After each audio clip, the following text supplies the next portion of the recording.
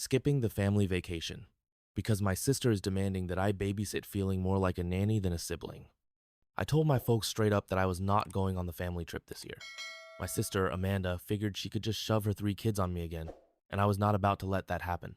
Last summer, I got roped into playing unpaid babysitter during what was supposed to be a vacation. That was the last straw. After that mess, I packed my bags and moved out of my parents' house. I was tired of always being the one stuck looking after her kids whenever we went anywhere. That trip was supposed to be fun. We went down to the coast, and my parents even covered my hotel room. Sounds nice, right? Wrong. What they did not mention was that I would be sharing the room with 3 hyperactive little boys, while Amanda and her husband, Jake, got to have their own space. I had zero say in it. I barely got any sleep because those kids were bouncing off the walls.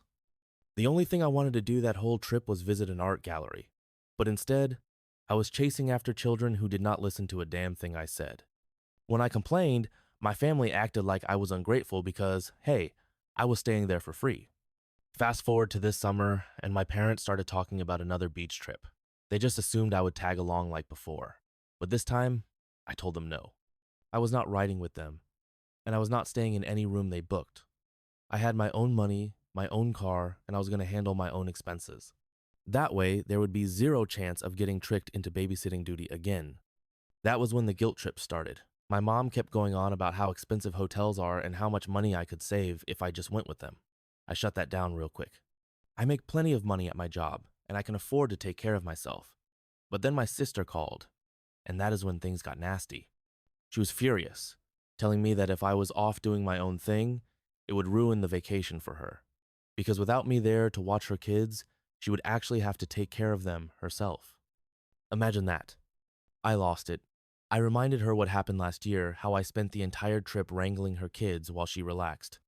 I barely got to do anything I wanted, and now she was expecting me to sign up for the same nonsense all over again? No chance. I told her I was a grown man and deserved a vacation too, not another unpaid babysitting gig. Now Amanda is giving me the silent treatment, and my parents are still trying to convince me to just ride with them to keep the peace. But I am holding my ground. I already know it is going to be a nightmare for them without another person to watch those kids, but I do not care. That is not my problem. Am I the bad guy here? Because honestly, I do not think so. Edit. Well, that did not take long. My sister somehow found my post within an hour. She is beyond pissed, not just at me, but at everyone in the comments for not siding with her. She went on some long rant about how hard it is to be a mother of triplets and how I owe her help because I am single and have nothing else going on. Right now, she is blowing up my parents' phones, trying to drag them into this. I am expecting a very angry phone call any minute now. Update. Just got off work and, wow, things have escalated. Amanda went full meltdown mode and dragged our parents into it. They saw my post and were horrified by how many people agreed with me. They are mad that I aired out our business online, but I told them straight up if they had just listened to me in the first place, this never would have happened. I am done with this whole keep the peace nonsense, where I am the one who always has to sacrifice. Now my parents are turning on Amanda, and the whole trip is officially canceled. They had not even booked the hotel yet, so I guess that worked out for them. Meanwhile, Amanda is blaming me for everything. Her kids are upset because they are not going to the beach, and now I am the villain in her story. She called me at lunch and straight up insulted my life, saying I must be pathetic if I have the free time to stand my ground like this. I recorded that conversation and sent it to our parents. Now, that is what they are all fighting about. Small update. I was not going to update again, but here we are. My parents just told me that they will never pressure me into babysitting Amanda's kids again. They finally admitted that what happened last year was completely unfair to me. They are furious with my sister for saying I have no life just because I am not at her beck and call. Meanwhile, Jake, her husband, is staying out of it and spending more time at work, probably to avoid dealing with this mess. To everyone who commented and backed me up, thank you. You guys made my whole damn day. At first, my whole family turned against me. My sister Jessica was the first to freak out. She immediately called our parents, crying about how I was making her look bad. Not even an hour later, they called me while I was getting ready for work, their voices already loaded with judgment. They had my post pulled up while they were talking to me, reading it line by line like they were investigating a crime scene. I did not back down. I asked them straight up, tell me one thing in that post that is a lie. They hesitated. Instead of answering, they tried to brush it off. calling the post an exaggeration. But I was not having it. I laid out the facts one by one, reminding them of every single time I had been forced into unpaid babysitting duty.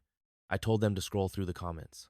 There were already hundreds, probably over 1,000 people agreeing with me. Every time I refreshed the page on my computer, the number just kept going up. I told my parents the cold hard truth. I was done being the family doormat just to keep Jessica happy. I told them I had to get to work, so we would have to finish this later. That call shook them. They were horrified by how many strangers were taking my side, and that was before the post really blew up. A few hours later, I checked again. The comments had doubled. The engagement was through the roof. My parents were forced to confront the reality of how unfair they had been to me. Jessica, meanwhile, was relentless. She had also been trying to call me all morning, but I kept my phone on silent while I was at work. She left dozens of texts and voice messages, but I ignored them. Then, right in the middle of my lunch break, she finally got through. Her tone was immediately nasty. She told me my post had turned our parents against her, and now she was the one under fire. In her mind, I was the villain, ruining everything for her. And in that same breath, she tried to guilt trip me about how hard it is to raise triplets and how I was selfish for refusing to help the family. I cut her off. I reminded her that her kids are her responsibility, not mine. I told her that I have my own life, and that just because I am not married with kids does not mean I exist to make her life easier. She lost it. She screamed that I was a loser with nothing going on, and that is why I should be grateful to help. Well, lucky for me, I had already started recording the call. After she hung up on me in a huff, I immediately sent the recording to our parents, and that was when everything truly exploded. My parents lost it on her. For the first time, they were actually mad at Jessica instead of making excuses for her. They canceled the entire vacation. They admitted they had only blamed me at first because they were embarrassed. But after listening to that call, they finally understood how entitled she had become.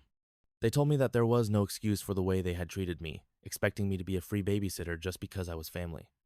My mom tried to backpedal, saying that they never even charged me rent when I lived at home, but I shut that down real quick. I reminded her that kids do not ask to be born, and I was already doing everything I could to make my own way. I even pointed out that my dad had lived with his parents rent-free while he was in college, so he got the same kind of help I did. That shut them up completely. When Jessica called again, I did not let her get a word in. I threw her own words back at her, and she had nothing to say. She knew she had been caught, and when she realized I had proof of what she said, she hung up immediately. But the damage was already done. My parents were furious. They told her she needed to own up to what she had done, but instead of apologizing, Jessica doubled down. She played the victim, insisting that I was ruining her life, and that she was just asking for a little help. It took days of fighting before her husband, Eric, finally stepped in, and let me tell you, I have never seen her cower like that before. He forced her to apologize to me. She was on the verge of tears when she finally mumbled out a half-hearted, "I am sorry." That is when another bombshell dropped. Apparently, one of the real reasons I was always the go-to babysitter was because Jessica did not trust strangers with her kids. That is why she always pushed them on me, even though I had zero obligation to take care of them. And then I found out it was not just about that. It turns out Eric thought she was actually paying me for all those times I babysat. In reality, she was pocketing the money and giving me just enough cash to buy pizza for myself and the kids. Jessica had been shortchanging me for months. Eric blew up at her when this came out. Right then and there, he made her pay me back every last cent she owed me from her own personal savings. I have never seen her look so bitter. After that, Eric apologized to me personally. He admitted he had failed to step in sooner and promised that from now on they would hire an actual babysitter instead of dumping their kids on me. Sure, it is going to cost them a little extra money, but hey, that is what parents are supposed to do, right? The family meeting. A couple of nights later, we all gathered at my parents' house. It was awkward as hell, but everything finally got laid out on the table. Apologies were made. Even my parents admitted they had been wrong. And then came the final decision: the vacation was back on. The catch? I would be driving myself and paying for my own hotel room. And if Jessica even tried to pull the same crap as last year, I made it crystal clear that I would leave and book a different hotel immediately. She swore up and down that it would not happen. And if I do not update again after the trip, well, that means it all went fine. Update 2. Jessica is losing it. Well, that did not last long. Jessica called me, screaming that I needed to delete my posts immediately. She was livid when she realized just how far they had spread. Here is the thing, having a family that knows about your Reddit account has its disadvantages. She called me right after I got off work and demanded to know if people were still commenting. She said she could not handle reading them because everyone was trashing her. So I gave her the truth. I told her that at least 10 new comments were rolling in every single day. And guess what? None of them were taking her side. She started crying, begging me to take everything down. But I refused. I told her that those posts were my assurance that she would never try to pull this crap again. Then I hit her with one last fact her story had already been picked up by other websites. Some people had even made videos talking about it. That is when she completely lost it and hung up. Not even an hour later, my parents called, begging me to delete everything. And again, I refused. Because at the end of the day, if they had just stood up for me from the start, none of this would have ever happened. This whole mess could have been avoided if my parents had told my sister to treat me like a brother, not like some unpaid servant. But no, for years, they let her act like I was her personal butler, handyman, and live-in babysitter. And I was just done. I told them straight up, I am not her damn employee. I am her brother, and I am a grown man. I asked them, would you put up with this crap if you were in my shoes? They hesitated, and then they agreed. And then, of course, they started begging me to take the post down. I refused. I told them, I will keep making more if you keep enabling her nonsense. Every time she comes crying to you and you side with her, I am coming back here and telling the whole damn world. I told them, she made her own mess. Let her clean it up. You let this happen, and now you want to pretend it is my fault? Number, she did this. I did not have those kids. I did not ask for this role. I have my own life. I have a career I am still getting established in, and honestly, I have a woman I want to ask out. I am moving forward. I am building my life, and I am not letting anyone hold me back. They had two choices: step aside and let me live my life, or keep trying to guilt trip me and watch it backfire. Because the only way I stop talking about this is if the drama stops. I did not name names. I did not post photos. I kept everything anonymous. But I had every right to vent my frustrations. My mom, she started crying. My dad, he just went quiet. And I told them, tears do not move me. You know what you need to do to fix this. Stop enabling Jessica. A few hours later, she called me, screaming. Why? Because my parents had finally told her, we are not dealing with this anymore. Figure it out yourself. Oh, and they told her something that probably sent her into an internal breakdown. They told her to be nice to me. I laughed when I heard that. I could picture her eye twitching as she tried to figure out how to process that concept. Be nice to my little brother. What is this? Do I Google it? Yeah, I was that sarcastic with her. She started crying again and hung up. The family vacation, how it actually went? Well, the trip is over. And big shock, some things went well, and some things were a disaster. What went right? My parents did not enable Jessica's attempts to dump her kids on me. What went wrong? A little while later, Eric, her husband, called me. He was mad. Not because I was being treated like garbage. Not because his wife had spent months pocketing money that was meant for me. No, he was mad because I was still posting and it made Jessica cry. I laid it all out for him, told him everything. And for once, he actually listened. He said he would talk to her. I hope that means this insanity is finally over.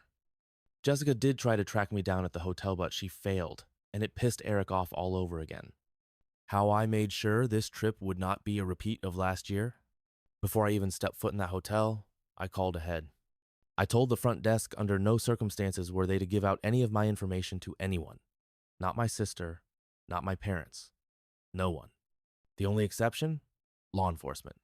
The clerk assured me they do not give out guest information, but I told them, yeah, well, people break the rules all the time when there is enough pressure. So I am covering my ass. If my mother or my sister start crying at the desk, I do not care. Do not tell them where I am. They awkwardly promised me they would not. The morning we left, I made sure I was on the road before the rest of the family even woke up. I knew they would not be able to roll out before 10 a.m., so I was gone by 9. I sent out an FYI text, hopped in my car, and hit the highway. 3-hour drive, no distractions, no whining kids, no drama. When I got there, I checked in way before anyone else.